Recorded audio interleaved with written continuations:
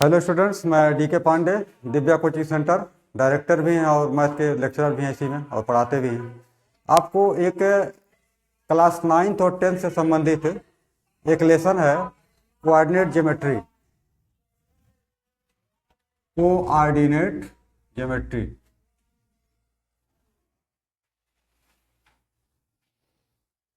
इसको हम हिंदी में बोलते हैं निर्देशांक ज्यामिति। निर्देशांक ज्यामिति यह लेसन जो है आपको ये बताता है कि किसी प्लेन पर जो दूरियां होती हैं, चली गई दूरियां, वह दूरियां किस प्रकार से निरूपित की जाए और किस प्रकार से उससे हम कैलकुलेशन को आगे बढ़ा पाएं। तो थोड़ा पहले समझते हैं कि what is the plane. Plane क्या है? तो प्लेन, ये जो ब्लैक का जो बोर्ड दिखाई दे रहा है, व्हाइट बोर्ड, यही आपका एक प्लेन है। और इस प्लेन का मतलब ये है कि प्लेन आपको, अगर इसको हम डिफाइन करेंगे तो अपनी आम लाइफ में भी अगर देखें तो प्लेन, जैसे सपोज दैट कि हम वो जमीन है, जमीन को भी प्लेन कर सकते हैं, या कोई कागज लेने, कागज को प्लेन कर सकते हैं, या इसे व्हाइट बोर्ड है, व्हाइट बोर्ड को भी प्लेन कर सकते हैं। तो प्लेन का मतलब हम इसको यूज कैसे करेंगे प्लेन को? तो हम इसको निगमित निरूपित करने के लिए हम इसको चार जो है दो लाइन के द्वारा एक दूसरे को वर्टिकली जो एक दूसरे को क्रॉस करें, इसको जो है हम क्या बोलते हैं कि प्लेन पर ड्रा किया गया एक कोऑर्डिनेट।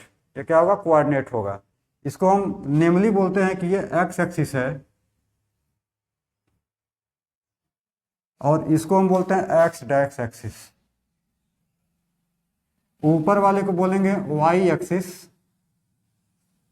और नीचे वाले को बोलेंगे वाई डैश एक्सिस।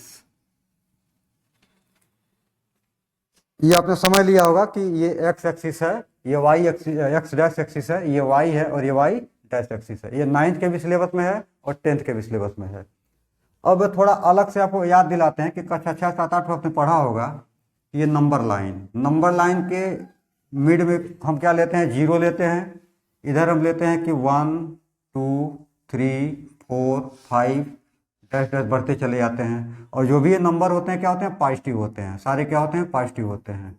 और इधर लेते हैं कि -1 -2 -3। तो सीधी सी बात है कि जीरो के राइट में क्या होता है? पॉजिटिव होता है, और जीरो के लेफ्ट में क्या होता है? निगेटिव होता है।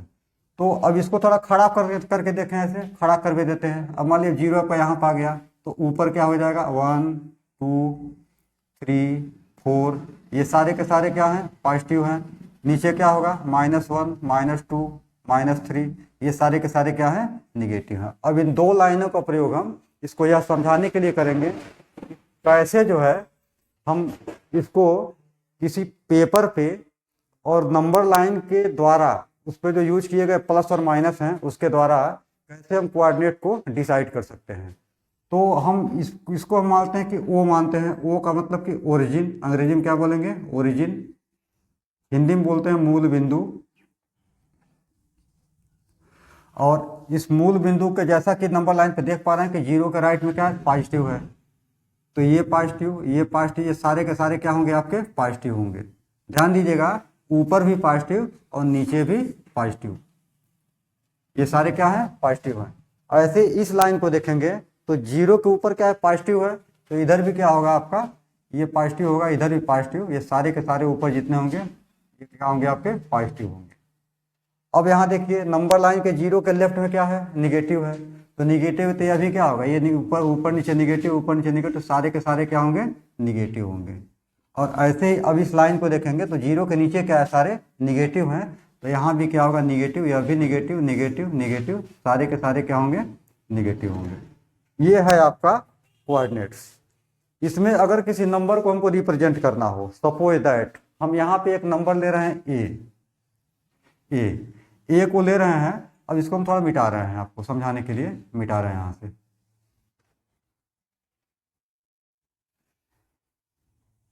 अब इसका हम वो भी कर दे रहे हैं कि ये आपका 1 होगा, यहाँ 2 मान लीजिए, ये 3, ये 4 और ये 5, इसको भी मिटा रहे हैं।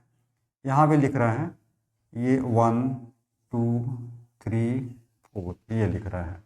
अब हमसे ये पूछा जा रहा है कि जो ए है, ए का कोऑर्डिनेट्स क्या होगा? कोऑर्डिनेट्स का मतलब कि ये एक्स एक्सिस पे कितनी दूरी है और वाई एक्सिस पे कितनी दूरी है। दूरियों को याद रखिएगा, मापते हैं हमेशा ओरिजिन से मापते हैं। अब ओ को जो है ओ यानी ओरिजिन से, अब ए पॉइंट है आपका, तो ए पॉइंट को यहाँ सीधे आप परपेंडिकुलर डालिए यहाँ पे, तो किस पे आएगा 3 पे आएगा। यहाँ से डालेंगे किस पे आएगा 3 पे आएगा। तो हम कह सकते हैं कि ए का जो कोऑर्डिनेट होगा वो एक्स एक्सिस पे 3 है और वाई एक्सिस पे भी कितना है 3 है। तो ए का कोऑर्डिनेट हो गया 3 और 3। याद रखिएगा किसी भी कोऑर्डिनेट को रिप्रेजेंट करने के लिए हमको एक्स और वाई दोनों एक्सिस पर चली गई दूरियों को रिप्रेजेंट करना होता है। तो एक्स एक्सिस पे कितनी दूरी 3 यूनिट और वाई पे भी कितनी दूरी 3 यूनिट। ऐसे ही अगर हम इसमें कोई ले लें पॉइंट बी है, तो इसको मिलाएंगे यहाँ पर, इस लाइन से यहाँ 3 पर आएगा, यहाँ मान लीजिए 1 2 3 और ये 4 मान लीजिए 4 पे आएगा, थोड़ा बढ़ा लेते हैं 4 पे आएगा। अब इसको कैसे दिखाएंगे, यहाँ पे देखिए एक्स एक्सिस पे कितनी दूरी चली गई है 4 चला गया है, कितना है 4 है। तो ध्यान दीजिएगा कि इधर माइनस होता है, तब बी का हो जाएगा कोऑर्डिनेट -4 और वाई पे कितना चला है 3 चला है, यहाँ पर 3 है तो हो जाएगा 3 हो जाएगा। तो बी का कोऑर्डिनेट हो गया -4 और 3। ये 9th के सिलेबस में आपको एग्जाम में भी आता है कि कोई नंबर दिया रहा है, कोई पॉइंट दिया रहेगा और उस पॉइंट को जैसे सपोज दे देगा कि पॉइंट आपका दे दिया आपका बी दे दिया और कह दिया कि है आपका -4 है -3 है। आपको ये बताना है कि किस क्वाड्रेंट में आएगा। यह भी ध्यान रखना है कि हम इसको बोलते हैं फर्स्ट क्वाड्रेंट, इसको बोलते हैं सेकंड क्वाड्रेंट, इसको हम बोलेंगे थर्ड क्वाड्रेंट और इसको बोलेंगे फोर्थ क्वाड्रेंट। 4 क्वाड्रेंट। तो ये हो गया नंबर ऑफ, अभी हो गया। अब थोड़ा और यहाँ पे आइए कि यहाँ पर कोई पॉइंट ले रहे हैं, सी ले रहे हैं और सी को यहाँ से मिला दीजिए और सी को यहाँ मिला दीजिए। अब देखिए एक्स एक्सिस पे 4 दूरी है और वाई डैश एक्सिस पे आपका यहाँ नंबरिंग कर लेते हैं कि ये 1 होगा, माइनस में ही होगा, -1 -2 -3 और ये -4 मान लीजिए, -4 है। तो सी का हो जाएगा क्या है आपका, एक्स एक्सिस पे कितना है -4 और वाई एक्सिस पे भी कितना है -4 है।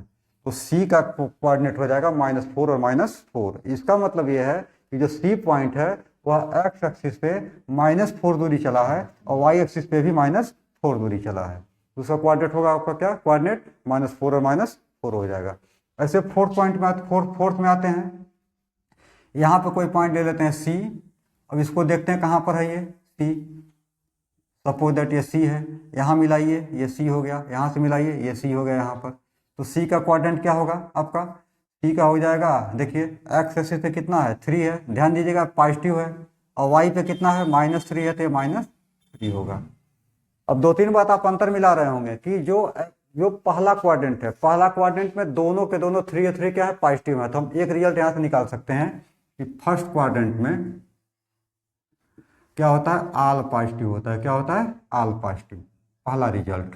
दूसरी बात सेकंड में आइए, पहला वाला माइनस है, दूसरा वाला प्लस है, तो हम सेकंड में कह सकते हैं, सेकंड क्वाड्रेंट में कि पहला आपका माइनस और दूसरा आपका प्लस होगा। ऐसे ही थर्ड क्वाड्रेंट में आएंगे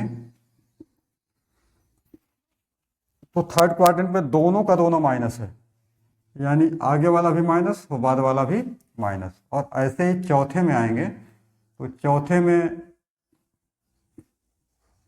देखिए पहला प्लस है, दूसरा माइनस है, तो ये होगा प्लस और माइनस। अब आपको यहाँ से एक रटने वाली चीज़ मिल गई, ये चीज़ रट लेना है कि फर्स्ट क्वाड्रेंट में जितने होंगे सारे के सारे पॉजिटिव होंगे, सेकंड में पहला निगेटिव दूसरा पॉजिटिव, और तीसरे में दोनों का दोनों निगेटिव, और चौथे में पहला पॉजिटिव दूसरा निगेटिव होगा। ये है आपका। अब ये 9th का है। 9th में आपको क्वेश्चन किस प्रकार से मिलेगा, तो इसी प्रकार से मिलेगा एग्जाम में।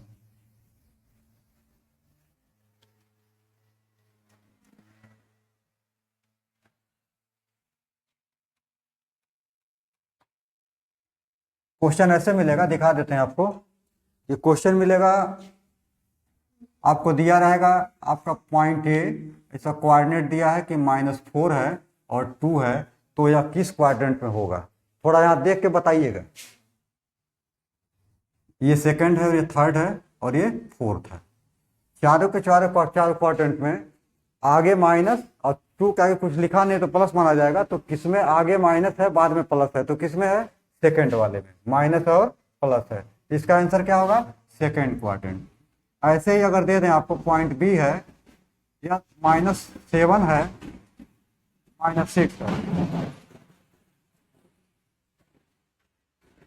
तो -7 -6 इसमें दोनों आगे क्या है, दोनों माइनस माइनस है। माइनस माइनस का मतलब क्या होगा, क्या दोनों का दोनों क्या होगा आपका, ये पॉइंट किस में होगा आपका, थर्ड वाले में, क्योंकि दोनों का दोनों क्या है, निगेटिव है, इसलिए थर्ड में होगा। ऐसे एक और देते हैं आपको कि सी पॉइंट देते हैं, या सी पॉइंट आपका मान लीजिए कि आपका 7 है या -6 है, तो पहला आगे पॉजिटिव है, दूसरा क्या है, निगेटिव है, तो प्लस और माइनस या किस में होगा, फोर्थ में होगा। तो 9th में तो यही आता है, और इसके आगे मुझे लगता है कि कुछ नहीं बच रहा है 9th में, बस यही है आपका हल्का फुल्का। 10th का सिलेबस इसके बाद शुरू होता है। क्या शुरू होता है कि 2 पॉइंट देंगे आपको। सबसे पहली बात 2 पॉइंट देंगे। मान लिए एक पॉइंट दे दिए कि पॉइंट ए इक्वल टू 4 और 3 है, और बी दे दिए कि 5 और 7 है, और आपसे क्वेश्चन कर देंगे कि दोनों पॉइंट्स के बीच की दूरी निकालिए, क्या होगा। ये निकालना पड़ेगा आपको। कैसे निकालेंगे, तरीका देख लिए। सबसे पहले हम फार्मूला जान लेते हैं, कौन सा फार्मूला लगाना है। कि फार्मूला होता है कि अगर 2 पॉइंट के बीच की दूरी निकालनी है तो डी इक्वल टू फार्मूला होता है कि x1 माइनस x2 का whole square plus y1 minus y2 का होल स्क्वायर। इस फार्मूले से यूज करते हैं। कहीं कहीं यह भी मिलेगा आपको किसी किसी किताब में, और कहीं कहीं यह भी मिल सकता है कि D equal to under root x2 minus x1 का होल स्क्वायर अब प्लस y2 माइनस y1 का होल स्क्वायर। ये दोनों फार्मूले आपके एक ही प्रकार के प्रश्नों को हल करने के लिए है, और हम x1 और x2 को, y1 और y2 को आगे पीछे करके भी निकाल सकते हैं। अब चलिए सवाल को लगाने का प्रयास करते हैं। तो यहाँ से d का मान क्या हो जाएगा, d का मान अंडर रूट, देखिएगा x1 y1 ये होगा, x2 y2 ये होगा, ठीक है ना। तो घटाइए 5 में से 4 क्या होगा, ये अंडर रूट 5 माइनस 4 का होल स्क्वायर प्लस 7 माइनस 3 का होल स्क्वायर। हल करते हैं। 5 में से 4 गया 1 होगा, 1 का स्क्वायर, 7 में से 3 गया 4, 4 का स्क्वायर, तो 1 का स्क्वायर 1 होगा, 4 चौको 16, दोनों को जोड़ेंगे कड़ी में 17, कड़ी में 17 आपका दोनों पॉइंट के बीच की दूरी होगा, और ये आपका करेक्ट आंसर होगा एकदम। ऐसे ही अगर एक और सवाल देखें छोटा सा,